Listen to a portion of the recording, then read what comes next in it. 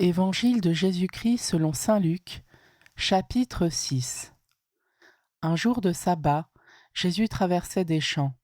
Ses disciples arrachaient des épis et les mangeaient, après les avoir froissés dans leurs mains.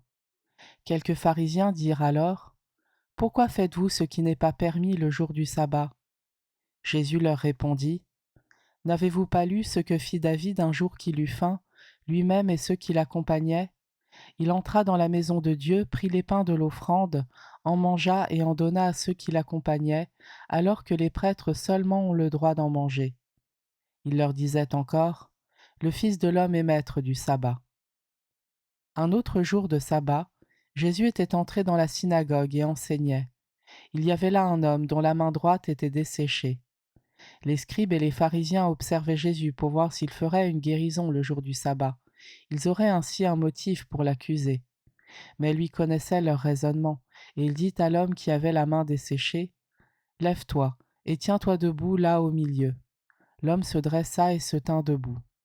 Jésus leur dit : « Je vous le demande, est-il permis le jour du sabbat de faire le bien ou de faire le mal, de sauver une vie ou de la perdre ?» Alors promenant son regard sur eux tous, il dit à l'homme : « Étends la main. » Il le fit et sa main redevint normale. Quant à eux, ils furent remplis de fureur et ils discutaient entre eux sur ce qu'ils feraient à Jésus. En ces jours-là, Jésus s'en alla dans la montagne pour prier et il passa toute la nuit à prier Dieu. Le jour venu, il appela ses disciples et en choisit 12 auxquels il donna le nom d'apôtres. Simon auquel il donna le nom de Pierre, André son frère, Jacques, Jean, Philippe, Barthélemy, Matthieu, Thomas, Jacques fils d'Alphée, Simon appelé le Zélote, Jude fils de Jacques, et Judas Iscariote qui devint un traître. Jésus descendit de la montagne avec eux et s'arrêta sur un terrain plat. Il y avait là un grand nombre de ses disciples et une grande multitude de gens venus de toute la Judée, de Jérusalem et du littoral de Tyr et de Sidon. Ils étaient venus l'entendre et se faire guérir de leur maladie. Ceux qui étaient tourmentés par des esprits impurs retrouvaient la santé. Et toute la foule cherchait à le toucher, parce qu'une force sortait de lui et les guérissait tous. Et Jésus, levant les yeux sur ses disciples, déclara : « Heureux vous les pauvres, car le royaume de Dieu est à vous. Heureux vous qui avez faim maintenant, car vous serez rassasiés. Heureux vous qui pleurez maintenant, car vous rirez. Heureux êtes-vous quand les hommes vous haïssent et vous excluent, quand ils insultent et rejettent votre nom comme méprisable à cause du Fils de l'homme. Ce jour-là, réjouissez-vous, tressaillez de joie, car alors votre récompense est grande dans le ciel. C'est ainsi en effet que leur Père traitait les prophètes. Mais quel malheur pour vous les riches, car vous avez votre consolation. Quel malheur pour vous qui êtes repus maintenant, car vous aurez faim. Quel malheur pour vous qui riez maintenant, car vous serez dans le deuil et vous pleurerez. Quel malheur pour vous lorsque tous les hommes disent du bien de vous. C'est ainsi en effet que leur Père traitait les faux prophètes. Mais je vous le dis à vous qui m'écoutez, aimez vos ennemis, faites du bien à ceux qui vous haïssent, souhaitez du bien à ceux qui vous maudissent, priez pour ceux qui vous calomnient. À celui qui te frappe sur une joue, présente l'autre joue. À celui qui te prend ton manteau, ne refuse pas ta tunique. Donne à quiconque te demande, et à qui prend ton bien, ne le réclame pas. Ce que vous voulez que les autres fassent pour vous, faites-le aussi pour eux.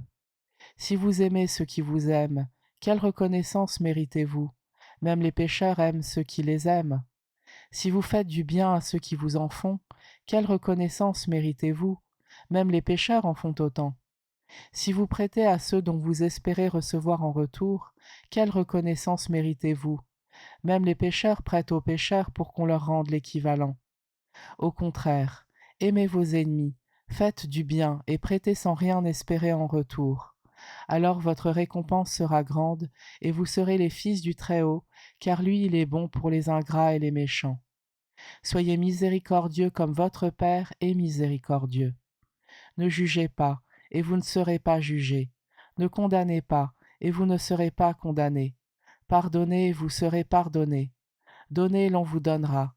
C'est une mesure bien pleine, tassée, secouée, débordante, qui sera versée dans le pan de votre vêtement, car la mesure dont vous vous servez pour les autres servira de mesure aussi pour vous.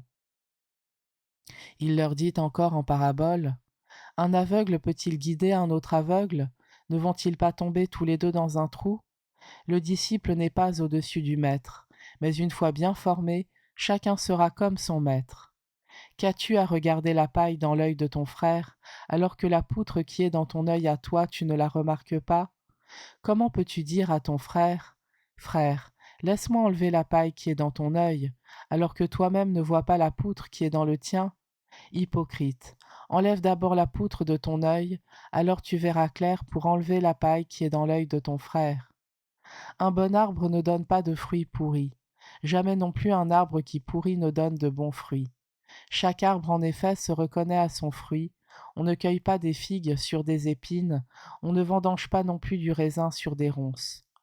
L'homme bon tire le bien du trésor de son cœur qui est bon, et l'homme mauvais tire le mal de son cœur qui est mauvais, car ce que dit la bouche, c'est ce qui déborde du cœur. Et pourquoi m'appelez-vous en disant Seigneur, Seigneur, et ne faites-vous pas ce que je dis? Quiconque vient à moi, écoute mes paroles et les met en pratique, je vais vous montrer à qui il ressemble. Il ressemble à celui qui construit une maison. Il a creusé très profond, et il a posé les fondations sur le roc. Quand est venue l'inondation, le torrent s'est précipité sur cette maison, mais il n'a pas pu l'ébranler parce qu'elle était bien construite. Mais celui qui a écouté et n'a pas mis en pratique ressemble à celui qui a construit sa maison à même le sol, sans fondation. Le torrent s'est précipité sur elle, et aussitôt elle s'est effondrée. La destruction de cette maison a été complète.